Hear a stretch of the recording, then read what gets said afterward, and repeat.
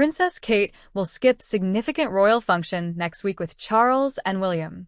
Next week, the Princess of Wales will not be present at a reception at Windsor Castle.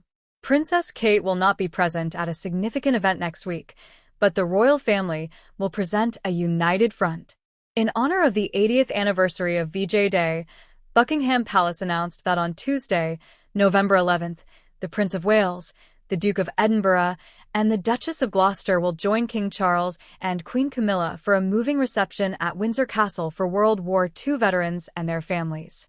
However, there was no mention of the Princess of Wales's name, and there might be a valid explanation. To mark 80 years since the end of World War II, the King and Queen met with soldiers at the National Memorial Arboretum and participated in a Service of Remembrance back in August. They will be holding a special reception in Windsor next week to continue the commemorations.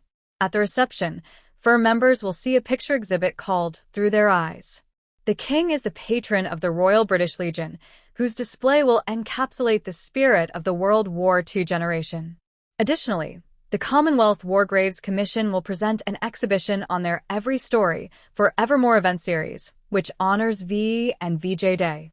In order to emphasize the significance of future peace and the obligation to uphold the remembrance of all those who lost their lives, their Majesties will also visit the Commonwealth War Graves Torch for Peace insignia. There might be a reason why Kate chose not to attend, even though her name was not on the announcement. On the same day, the Princess of Wales will go to her own private engagement.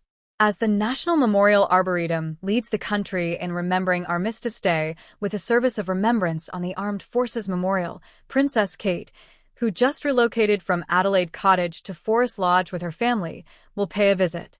Before laying a wreath in honor of those who have served in the armed forces and those who have made the ultimate sacrifice, the future Queen joins guests in observing the 2-minute silence at 11 a.m. Before visiting veterans attending the service and kids from military families, she is anticipated to see the recently dedicated names on the Armed Forces Memorial. She is also anticipated to see letters from the frontline, words, War and Victory, a special exhibition that is presently on display at the Arboretum. The National Memorial Arboretum's poet-in-residence, R.G. Manuel, will read a specially commissioned poem during Tuesday's service. The poem highlights the value of the bonds, experiences, and personal connections that come with serving in the armed forces.